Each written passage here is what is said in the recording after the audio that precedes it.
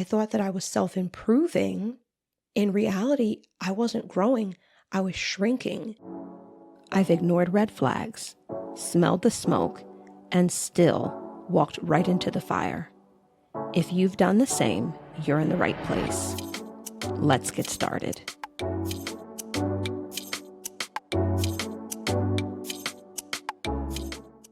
I wasn't always like this. I think over the years there were subtle ways that things would come out of me. These codependent patterns didn't truly show up until after I got my heart broken. I had a fear of loss, and that fear of loss became a driving force in my life. Before my first breakup, I didn't think there was anything wrong with being Rebecca. I genuinely liked myself. I was confident. I wasn't cocky, but I was confident. I believed in who I was. I believed in my capabilities. I didn't live my life in a way that I felt the need to hide my talents, my abilities, my confidence. I had standards. I was known for that when I was in high school. I think a lot of the guys were afraid of me because I always had high standards and I was not afraid to enforce them or tell people what I really thought. I was direct. I was outgoing. I was ambitious. I was always up for a challenge. And I was the kind of person who, if there was something I really wanted, I would figure out a way to make it happen. I never thought that I was better than other people. I just simply believed what God says about who I am. I believe that I am fearfully and wonderfully made in the image of God. I believe that I was created with a purpose. I believe that I was loved beyond measure. So when I went through that heartbreak, that terrible pain that I just couldn't get past it, it ended up not just breaking my heart, but putting my confidence on trial. This was the first challenge that I ever had by someone whose opinion really mattered to me. It was the most vulnerable I had ever been in my life up to that point. So comments over the years that I had received from different people, I started to question if they were right. Because I was confident, I would be told that I wasn't humble, that I was cocky, that I was intimidating, or the big one, I was stuck up, I was bougie. But these comments, they never stuck. They would just roll off of me. It never bothered me deeply. After the breakup was when I started to question, wait, have all these comments been accurate? Am I the problem? Is it me? Do I need to change? I felt like, okay, I need to grow. I need to develop. So I thought that I was self-improving. In reality, I wasn't growing. I was shrinking. I subconsciously thought that if I could wedge myself into this person who was smaller, this person who wasn't as confident, wasn't as direct, wasn't as bold, that then I would fit into the mold that was required to make relationships work. I ended up not trying to be who God made me to be anymore. I started trying to become the type of person that I thought wouldn't be left behind, the type of person that wouldn't be abandoned. And it's crazy because what really was going on was other people's insecurities that were being pushed off on me. I fell into a trap. When I look back, it was straight up demonic attack.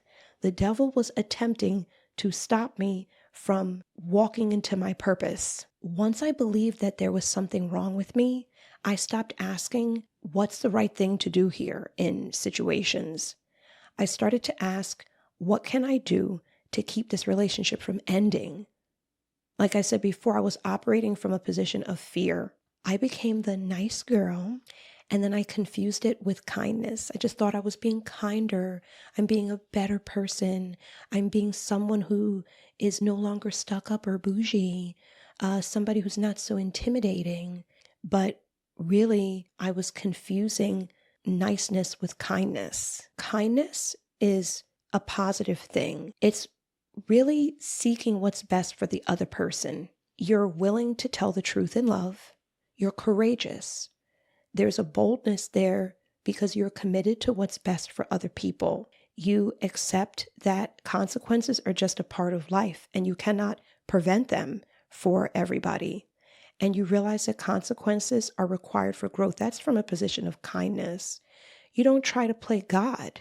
It's a kind thing to allow people to face consequences because that's what's going to bring them to growth. If you stand in the way of what God is attempting to do, you now become a big part of the problem and you are actually playing God. Niceness, in my opinion, is very selfish. It is seeking your own comfort rather than the other person's comfort. You are attempting to avoid feeling guilty. You're avoiding rejection if you really tell somebody the truth, abandonment. You're avoiding someone else's disappointment. You hide your feelings and you do what I call lying by omission, by hiding what you really feel. You want to control the outcome. You keep rescuing, over accommodating, just doing way too much. You keep appeasing, you're seeking approval, and you keep abandoning yourself. For years, I thought that I was a kind person, but I eventually realized that it wasn't always kindness that I was operating from. I was operating from fear. Fear that if I didn't say the right thing, do the right thing, become the right person, I'd lose the relationship. Looking back, I wasn't trying to love people. I was trying to control the outcome, and that is a form of codependency. I used to think that codependency meant that you were clingy. We've all seen couples like this before. They're completely inseparable. They always have to be together, and not in a good way. I mean, a lot of us have been in love and have experienced those feelings where you just want to be with this person all the time. I'm talking about where it's just strange. It seems sick. They're overly emotional. A lot of times they break up, get back together, break up, get back together. It's taken over their life. Eventually, I realized that codependency was much deeper than that. My definition of codependency is that you feel the need to rescue this person. You're just always jumping in to save the day, save the day, save the day. Here comes Captain Rebecca because the show can't go on without her. You just can't bear to see this person face consequences and pain for whatever reason.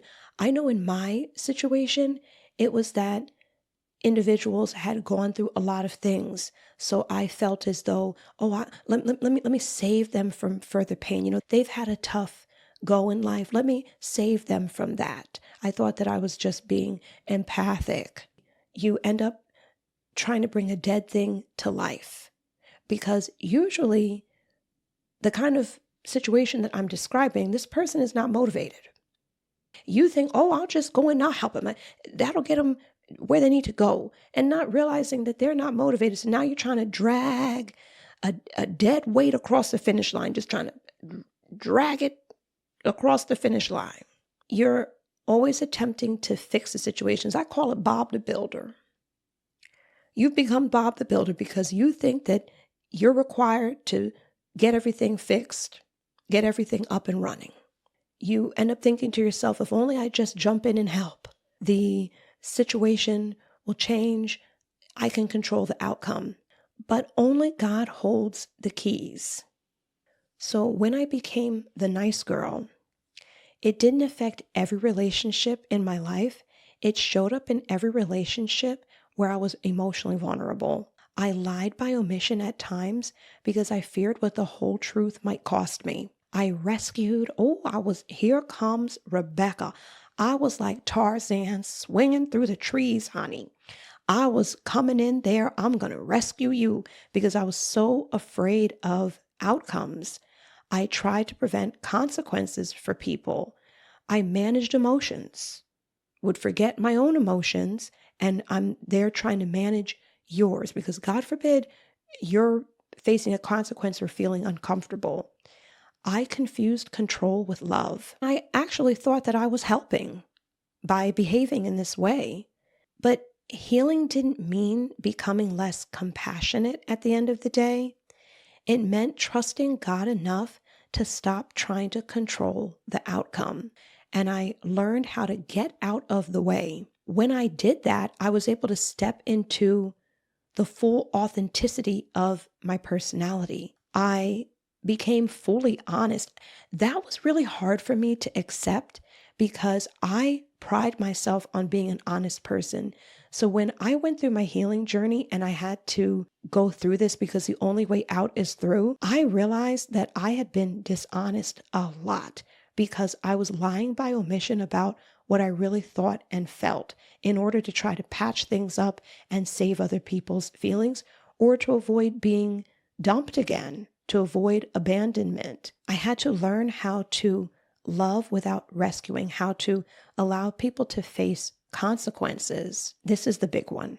I learned to trust God with the outcome.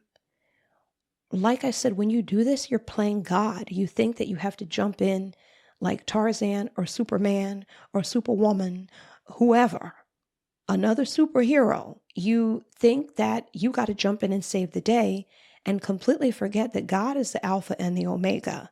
It is not your job. So in closing, when I became kind, I stopped trying to play God. I stopped being the nice girl. I stopped attempting to control the outcome. And I finally accepted that God loves people way more than I ever could, way more than I could ever fathom.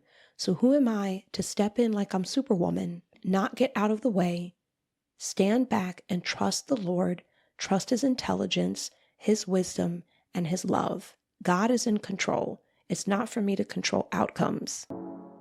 If today's episode encouraged you, don't forget to like this video, subscribe to the channel, and share it with someone who needs to hear it. Thanks for watching, and I'll see you in the next episode.